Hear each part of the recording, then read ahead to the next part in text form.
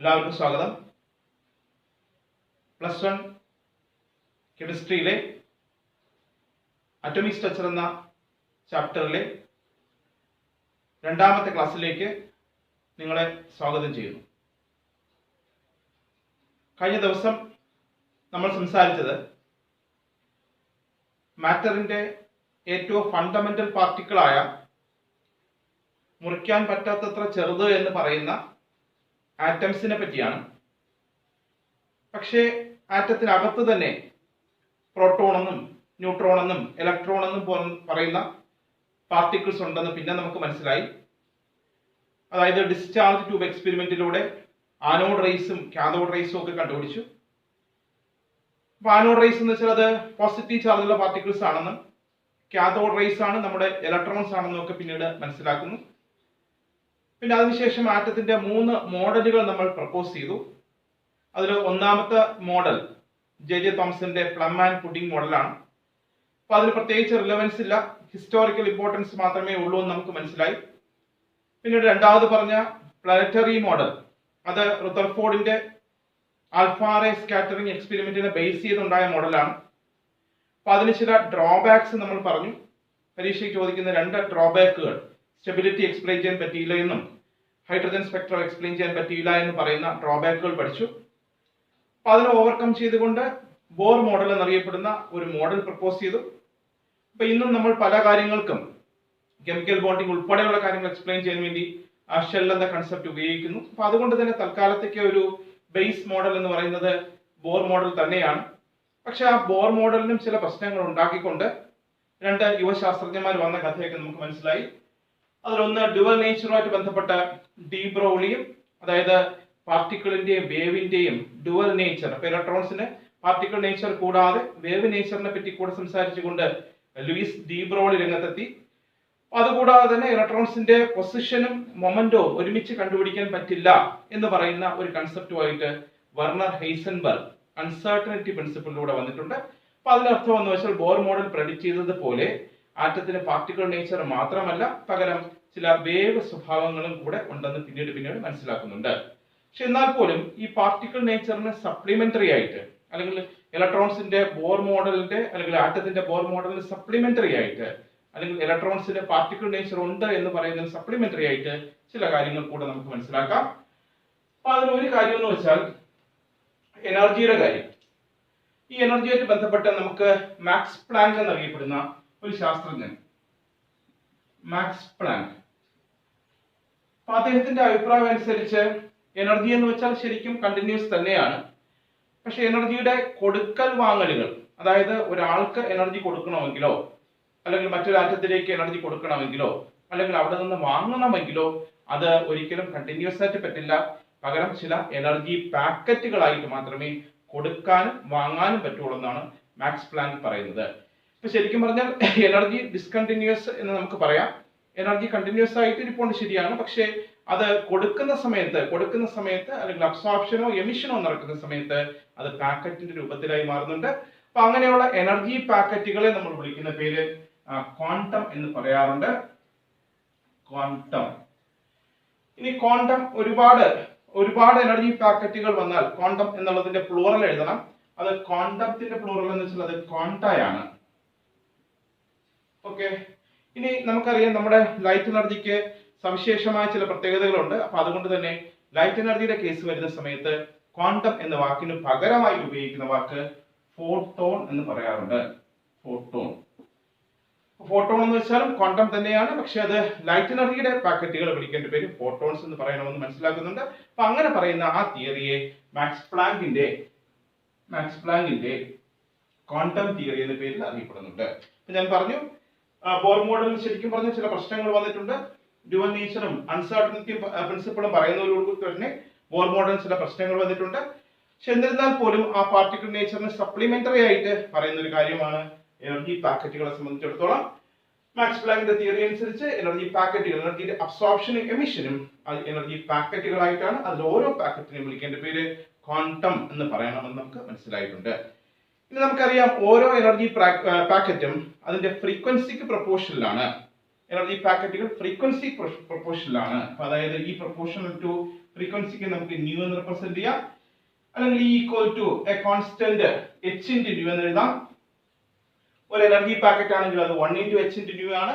5 energy packet ആണെങ്കിൽ അത് 5 into h into new ആണ്. n എനർജി പാക്കറ്റ് ആണെങ്കിൽ അത് n h ന്യൂ ആണ്. നമുക്ക് മനസ്സിലാക്കുന്നുണ്ട്. h എന്ന് വെച്ചാൽ അറിയപ്പെടുന്നത് മാക്സ് പ്ലാങ്കിന്റെ പേരിൽ അറിയപ്പെടുന്ന പ്ലാങ്ക്സ് കോൺസ്റ്റന്റ് എന്ന് പറയണം. പ്ലാങ്ക്സ് കോൺസ്റ്റന്റ് എന്ന് പറയണം. അതിനൊരു വാല്യൂ ഉണ്ട് 6.625 ഇൻറ്റു 10⁻⁻34 യൂണിറ്റ്. രണ്ട് യൂണിറ്റുകൾ പറയാം. ഒന്നുകിൽ ജൂൾസ് സെക്കൻഡ് എന്ന് പറയുക, അല്ലെങ്കിൽ മറ്റൊരു യൂണിറ്റ് കിലോഗ്രാം മീറ്റർ സ്ക്വയർ (10⁻⁻1) എന്നറിയപ്പെടുന്ന രണ്ട് യൂണിറ്റുകൾ പറയാം. ഓക്കെ, അപ്പൊ ഇന്ന് ശരിക്കും പറഞ്ഞാൽ നമ്മൾ ആദ്യം പഠിച്ച കാര്യം മാക്സ് പ്ലാങ്കിന്റെ ക്വാണ്ടം തിയറിയാണ്. അതനുസരിച്ച് എനർജിയുടെ അബ്സോർപ്ഷനും എമിഷനും പാക്കറ്റ് വൈസ് ആണെന്ന് പറയണം. എങ്കിൽ ഓരോ എനർജി പാക്കറ്റുകളെയും വിളിക്കേണ്ട പേര് ക്വാണ്ടം എന്ന് പറയണം. ക്വാണ്ടത്തിന്റെ പ്ലൂറൽ ചോദിച്ചാൽ നമുക്കറിയാം അത് ക്വാണ്ട എന്ന് പറയാം. ഇനി ഓരോ ലൈറ്റ് എനർജിയുടെ കേസാണെങ്കിൽ അത് ഫോട്ടോൺസ് എന്ന വാക്കുകൊണ്ട് സംസാരിക്കണം. ഇനി അടുത്ത ഓരോ എനർജിയും അതിന്റെ ഫ്രീക്വൻസി, എനർജി പാക്കറ്റുകളും അതിന്റെ ഫ്രീക്വൻസിക്ക് പ്രൊപ്പോർഷനിലാണ്. ഈ പ്രൊപ്പോർഷണൽ ടു ന്യൂ, അല്ലെങ്കിൽ E equal to n into h into nu. h എന്ന് വെച്ചാൽ വിളിക്കുന്ന പേര് പ്ലാങ്ക്സ് കോൺസ്റ്റന്റ് എന്ന് പറയണം. അതിന്റെ വാല്യൂ 6.625 ഇൻറ്റു 10⁻⁻34 ജൂൾസ് സെക്കൻഡ്, അല്ലെങ്കിൽ കിലോഗ്രാം മീറ്റർ സ്ക്വയർ (10⁻⁻1) എന്ന് പറയണം. ഓക്കെ, അപ്പൊ അത് ഒരു കാര്യം. ഇനി മറ്റൊരു കാര്യം, നമുക്ക് ചില മെറ്റൽ, അതായത് സീസിയം, ഫ്രാൻസിയം പോലുള്ള ചില മെറ്റൽ, ഈ മെറ്റൽസിന്റെ പ്രത്യേകത, ഈ മെറ്റൽസിന്റെ അയണൈസേഷൻ പൊട്ടൻഷ്യൽ വാല്യൂ കുറവാണ്. അപ്പൊ അതൊരു കണ്ടീഷനാണ്, ഓർത്തോണം. അയണൈസേഷൻ പൊട്ടൻഷ്യൽ വാല്യൂ കുറവാണ്. അപ്പൊ ഇങ്ങനെയുള്ള മെറ്റൽസിലേക്ക് ലൈറ്റ് എനർജി വീഴുന്ന സമയത്ത് അവിടെ നിന്ന് ഇലക്ട്രോണുകൾ പുറത്തു പോകുന്ന കാര്യം മനസ്സിലാക്കുന്നുണ്ട്. ഓക്കെ, ലൈറ്റ് എന്ന് പറയുന്നതിന് പകരം ഞാൻ പറഞ്ഞു അത് ഫോട്ടോൺസ് ആണ്. അപ്പൊ അതുകൊണ്ട് തന്നെ ആ കൺസെപ്റ്റിനെ ഫോട്ടോ ഇലക്ട്രിക് എഫക്ട് എന്ന് പറയണം.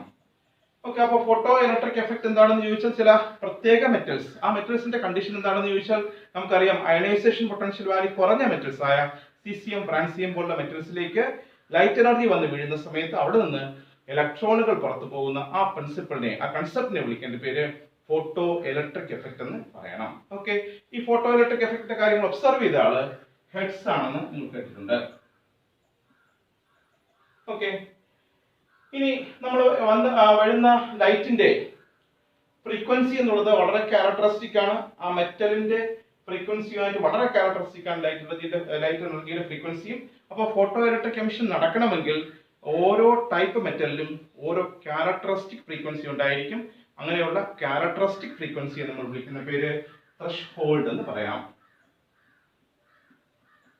ത്രെഷ്ഹോൾഡ് ഫ്രീക്വൻസി എന്ന് പറയാം. അതായത് ഒരു മെറ്റലിലെ ഫോട്ടോ ഇലക്ട്രിക് എമിഷൻ നടക്കുന്ന ആ ഫ്രീക്വൻസി കൊണ്ട് അടുത്തൊരു മെറ്റലിലെ ഫോട്ടോ ഇലക്ട്രിക് എമിഷൻ നടക്കാൻ പറ്റില്ല എന്നാണ് ആ കൺസെപ്റ്റ് പറയുന്നത്.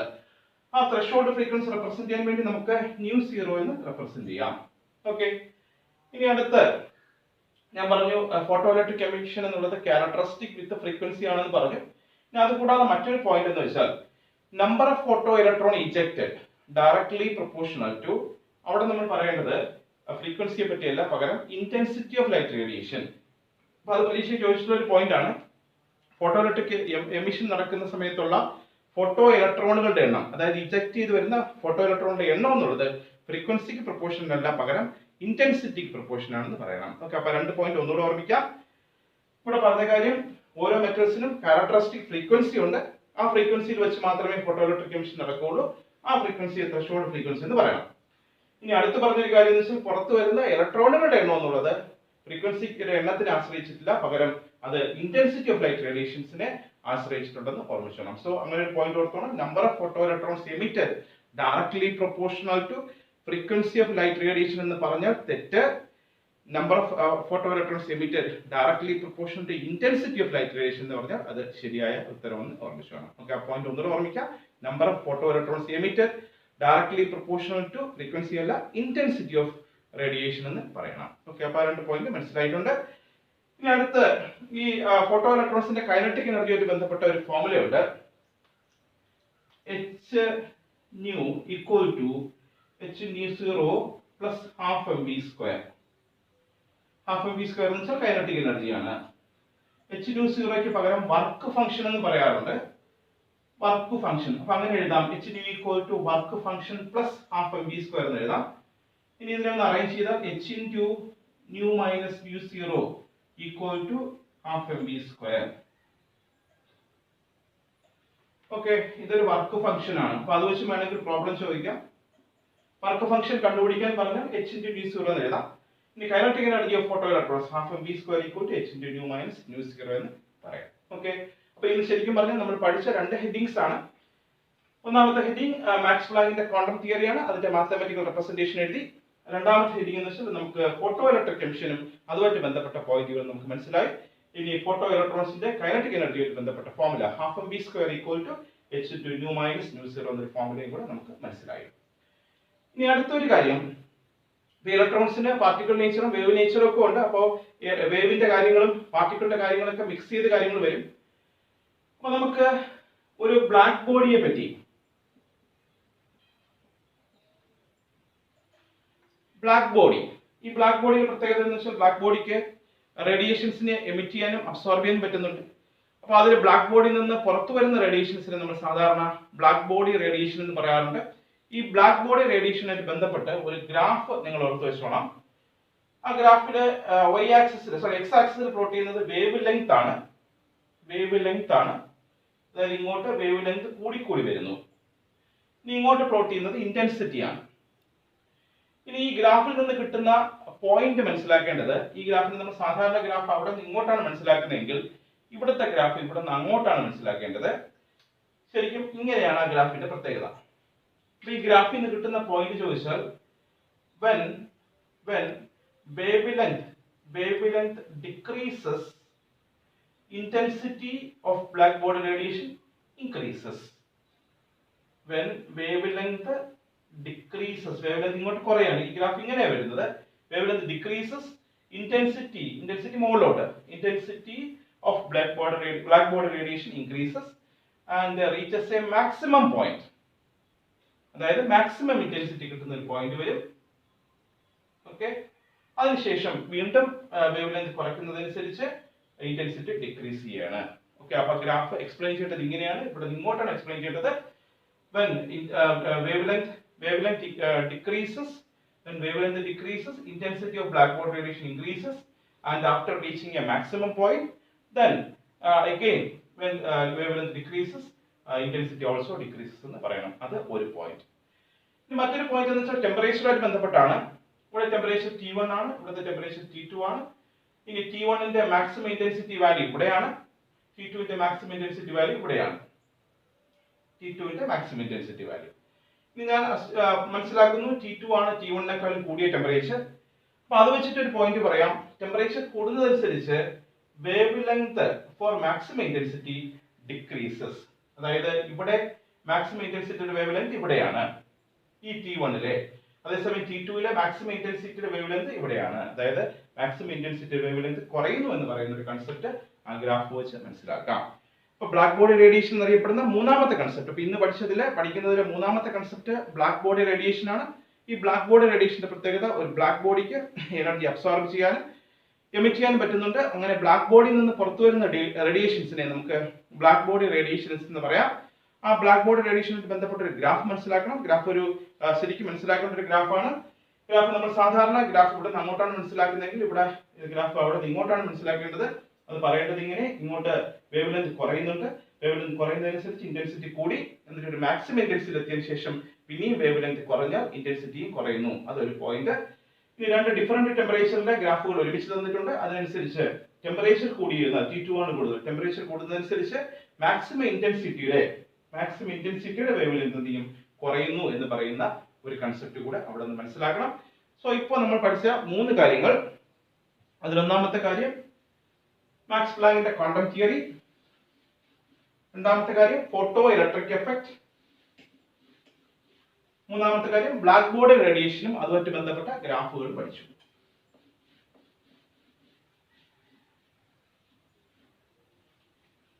അപ്പോൾ പാർട്ടിക്കിൾ നേച്ചറും വേവ് നേച്ചറിനും ഒരേ പ്രാധാന്യമാണ് നമുക്ക് മനസ്സിലായിട്ടുണ്ട്. അപ്പോൾ പിന്നെ അങ്ങോട്ടുള്ള സ്റ്റഡിയിൽ ഇലക്ട്രോൺസിനെ വേവ് എന്ന് അസ്യൂം ചെയ്തുകൊണ്ട് പ്രശസ്തമായ ഒരു ഇക്വേഷൻ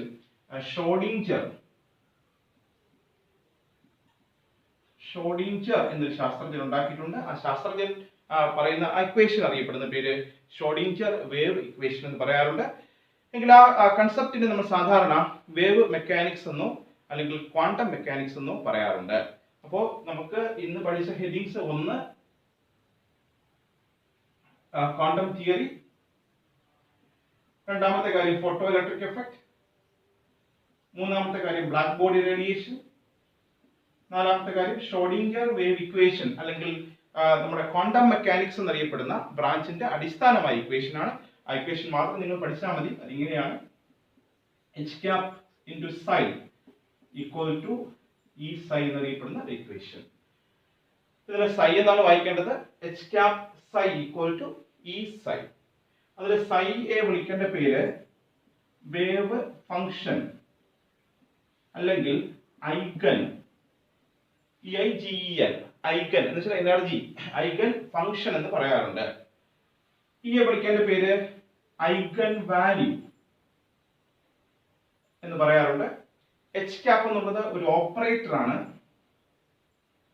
ഈ ഓപ്പറേറ്റർ എന്ന് വെച്ചാൽ നമ്മൾ സാധാരണ പ്ലസ് മൈനസും ഒക്കെ ഓപ്പറേറ്ററുകളാണ്. അതുപോലെ തന്നെ ഒരു ഓപ്പറേറ്റർ ആണ്. ആ ഓപ്പറേറ്ററിനെ നമ്മൾ സാധാരണ ഹാമിൽട്ടോണിയൻ ഓപ്പറേറ്റർ എന്ന പേര് കൊണ്ട് പറയുന്നുണ്ട്. അപ്പൊ നമ്മൾ ഇന്ന് പഠിച്ച മറ്റൊരു കാര്യം ഷോഡിഞ്ചർ വേവ് ഇക്വേഷൻ ആണ്. നമുക്ക് പരീക്ഷയ്ക്ക് അത്രയും അതിനകത്ത് ചോദിക്കാറുണ്ടോ. ഷോഡിഞ്ചർ വേവ് ഇക്വേഷനും അതിന്റെ ടേംസും ചോദിച്ചാൽ പറയേണ്ടത് ഷോഡിഞ്ചർ വേവ് ഇക്വേഷൻ ഇങ്ങനെ h cap psi equal to E psi എന്ന് പറയണം. where h cap is the operator called Hamiltonian operator, psi is the wave function അല്ലെങ്കിൽ എനർജി എന്ന അർത്ഥത്തിൽ ഉപയോഗിക്കുന്ന ഐഗൻ ഫംഗ്ഷൻ, എന്നുള്ളത് അത് എനർജി വാല്യൂ അല്ലെങ്കിൽ ഐഗൻ വാല്യൂ എന്ന് പറയണം. ഓക്കെ, അപ്പൊ ഇതിലൂടെ നമുക്ക് മനസ്സിലായ കാര്യം എന്ന് വെച്ചാൽ നമ്മൾ സാധാരണ പാർട്ടിക്കിൾ നേച്ചർ എന്ന കൺസെപ്റ്റിന്റെ കൂടെ വേവ് നേച്ചർ എന്നൊരു കൺസെപ്റ്റ് നമ്മൾ കൂടുതൽ ഉപയോഗിക്കാൻ തുടങ്ങിയിട്ടുണ്ട്. അപ്പൊ ഇപ്പോ നമ്മൾ നീൽസ് ബോറിനോട് ചോദിച്ചാൽ ആറ്റത്തിന് ചുറ്റും ഇലക്ട്രോൺസ് റിവോൾവ് ചെയ്യുന്നോ എന്ന് കൃത്യമായി ചോദിച്ചാൽ ബോറിനും ചെറിയ സംശയങ്ങൾ വരാം. ബോർ ഇങ്ങനെ തിരുത്തും, അതായത് ഇലക്ട്രോണുകൾ വ്യക്തമായി കറങ്ങുന്നു എന്ന് നമുക്ക് കൃത്യമായി പറയാൻ കഴിയില്ല. പകരം ഇലക്ട്രോണുകൾ കണ്ടുമുട്ടാൻ സാധ്യതയുള്ള സ്ഥലങ്ങൾ ഉണ്ടാവാം, ഇലക്ട്രോൺ കണ്ടുമുട്ടാൻ സാധ്യതയുള്ള സ്ഥലങ്ങൾ ഉണ്ടാവാം എന്ന് പറഞ്ഞിട്ട് ആ സാധ്യതയുള്ള സ്ഥലങ്ങളെ നമ്മൾ വിളിക്കുന്ന പേര് പുതിയൊരു വാക്കുകൊണ്ട് പറയുന്നുണ്ട്. അതിനെ ഓർബിറ്റൽ എന്ന് പറയാറുണ്ട്. ഇവിടെ പറഞ്ഞ ഓർബിറ്റ് എന്നൊരു വാക്കും ഓർബിറ്റ് അല്ലെങ്കിൽ ഷെൽ എന്നൊരു വാക്കും ഓർബിറ്റൽ എന്നൊരു വാക്കും രണ്ടാണ്, രണ്ട് വ്യത്യസ്ത കൺസെപ്റ്റ് ആണെന്ന് ഓർമ്മിച്ചോണം.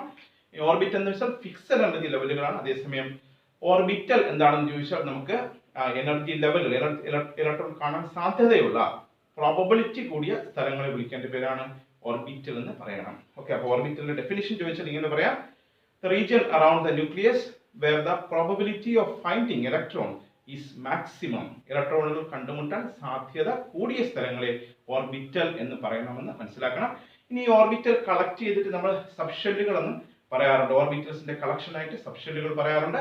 അതിൽ ആദ്യത്തെ സബ്ഷെൽ എസ് സബ്ഷെൽ എന്ന് കേട്ടിട്ടുണ്ട്. എസ് സബ്ഷെല്ലിന്റെ പ്രത്യേകത സ്ഫെറിക്കൽ ഷേപ്പ് ആണ്, ഇങ്ങനെ കാണിക്കാറുണ്ട്. ഇനി പി സബ്ഷെല്ലിനകത്ത് 3 ഓർബിറ്റൽസ് ഉണ്ട്. ഡംബൽ ഷേപ്പ് ഉള്ള, ഇത് എക്സും ഇത് വൈയും ഇത് ഇസഡും ആണെങ്കിൽ ഡംബൽ ഷേപ്പ് ഉള്ള P X, P Y, P Z എന്നറിയപ്പെടുന്ന 3 ഓർബിറ്റൽ പി സബ്ഷെല്ലിനകത്ത്. എസ് എന്ന് വെച്ചാൽ ഷാർപ്പ് എന്ന അർത്ഥത്തിൽ ഉപയോഗിക്കുന്ന വാക്കാണ്. ഷാർപ്പ് അതില് ഒരു ഓർബിറ്റലാണ്. പി സബ്ഷെൽ പ്രിൻസിപ്പൽ എന്ന അർത്ഥത്തിൽ ഉപയോഗിക്കുന്ന വാക്കാണ്. ആ സബ്ഷെല്ലിനകത്ത് 3 ഓർബിറ്റൽസ് ഉണ്ട്. പിന്നെ ഡി സബ്ഷെൽ, അതിന് 5 ഓർബിറ്റൽസ് ഉണ്ട്. ഡിഫ്യൂസ്ഡ് എന്ന അർത്ഥത്തിൽ ഉപയോഗിക്കുന്നതാണ്. ഇങ്ങനെ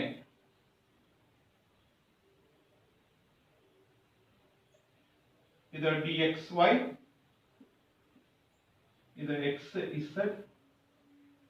ആക്സിസ് മാത്രമേ മാറുന്നുള്ളൂ, ഷേപ്പ് വ്യത്യാസം വരുന്നില്ല. ഇത് വൈ ഇസഡ്.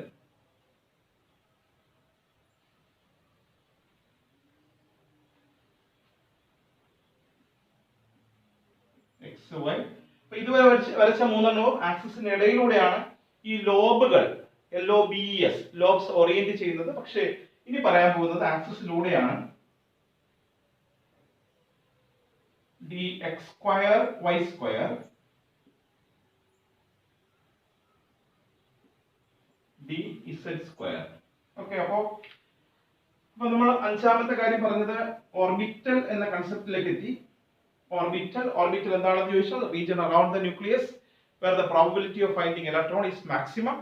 ഓർബിറ്റൽസിന്റെ പ്രത്യേകത, ഓർബിറ്റൽസ് കളക്ട് ചെയ്തിട്ട് സബ്ഷെൽ എന്നും പറയാറുണ്ട്. അപ്പൊ സബ്ഷെലിനും ഓർബിറ്റലിനും ഒരേ ഡെഫിനേഷൻ തന്നെ. ഇനി എസ് സബ്ഷെലിന്റെ പ്രത്യേകത ഒരു ഓർബിറ്റലാണ്. പി സബ്ഷെൽ ആകുമ്പോൾ 3 ഓർബിറ്റൽസ് ഉണ്ട്, പി എക്സും പി വൈയും പി സെറ്റും, അത് വരയ്ക്കാൻ അറിയാം. ഡി സബ്ഷെൽ ആകുമ്പോൾ 5 ഓർബിറ്റൽസ് ഉണ്ട്, അത് D X Y, D X Z, D X Z, D Y Z, D X square Y square, D Z square. അതേസമയം ഡി എന്ന് വെച്ചാൽ ഡിഫ്യൂസ്ഡ് ആണ്, എസ് ഷാർപ്പ് ആണ്, പി പ്രിൻസിപ്പൽ ആണ്. ഇനി എഫ് സബ്ഷെലിന്റെ പ്രത്യേകത 7 ഓർബിറ്റൽസ് ഉണ്ട്, നമുക്ക് പ്രത്യേകിച്ച് വരച്ച് പഠിക്കാൻ തന്നിട്ടില്ല. എഫ് സബ്ഷെലിന്റെ വാക്കിന്റെ അർത്ഥം ഫണ്ടമെന്റൽ എന്നാണ്. S sharp, P principal, D diffused, F fundamental. Okay, അപ്പൊ നമ്മൾ വന്നു നിന്ന കഥ നിങ്ങൾക്ക് ഓർമ്മയുണ്ട്. ഇന്നത്തെ കഥ മാത്രം ഓർമ്മിക്കാം. അപ്പൊ ഇന്നത്തെ ക്ലാസ്സിൽ നിന്ന് നിങ്ങൾ പഠിക്കേണ്ട കാര്യങ്ങൾ, ഓർബിറ്റും ഓർബിറ്റലും രണ്ട് വ്യത്യസ്ത കൺസെപ്റ്റ് ആണ്. ഓർബിറ്റ് എന്ന് വെച്ചാൽ അത് ആറ്റത്തിന്റെ ഇലക്ട്രോൺസിന്റെ പാർട്ടിക്കിൾ നേച്ചറിനെ ബേസ് ചെയ്തിട്ടുള്ളതാണ്. അതേസമയം ഓർബിറ്റൽ എന്നുള്ളത് ഇലക്ട്രോൺസിന്റെ വേവ് നേച്ചറുമായിട്ട് ബന്ധപ്പെട്ടാണ്.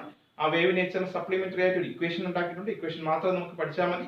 ആ ഇക്വേഷൻ വിളിക്കുന്ന പേര് ഷ്രോഡിംഗർ വേവ് ഇക്വേഷൻ ആണ്. നമുക്ക് ഷ്രോഡിംഗർ വേവ് ഇക്വേഷനും ടേംസും പറയാൻ അറിയാം. പിന്നെ അതിന് മുമ്പായിട്ട് നമ്മൾ ഇന്ന് പഠിച്ച കാര്യം ക്വാണ്ടം തിയറി, മാക്സ് പ്ലാങ്കിന്റെ ക്വാണ്ടം തിയറി പറഞ്ഞു. അതിന്റെ മാത്തമാറ്റിക്കൽ റെപ്രസെന്റേഷൻ അറിയാം. പിന്നെ ഫോട്ടോ ഇലക്ട്രിക് എഫക്റ്റിനെ പറ്റി പഠിച്ചു. പിന്നെ ബ്ലാക്ക് ബോർഡ് റേഡിയേഷൻ, അതിന്റെ ഗ്രാഫ് പ്രത്യേകിച്ച് ഓർമ്മിക്കണമെന്ന് മനസ്സിലാക്കി. ആ ഗ്രാഫ് പുതുമയുള്ള രീതിയിലാണ് മനസ്സിലാക്കേണ്ടത്. പിന്നെ ഷ്രോഡിംഗർ വേവ് ഇക്വേഷൻ, പിന്നെ ഇതാ ഓർബിറ്റൽസ് എന്താണെന്നും ഓർബിറ്റൽസിന്റെ പടവും ഒക്കെ വരയ്ക്കാൻ നമുക്ക് അറിയാം. ഓക്കെ, അപ്പൊ ഇന്നത്തെ ക്ലാസ്സിൽ ഇത്രയും കാര്യങ്ങളാണ് നമ്മൾ ഉദ്ദേശിക്കുന്നത്. ബാക്കിയുള്ള കാര്യങ്ങൾ ആറ്റോമിക് സിസ്റ്റവുമായിട്ട് ബന്ധപ്പെട്ട ബാക്കിയുള്ള കാര്യങ്ങൾ നമുക്ക് അടുത്ത ക്ലാസ്സിൽ ഡിസ്കസ് ചെയ്യാം.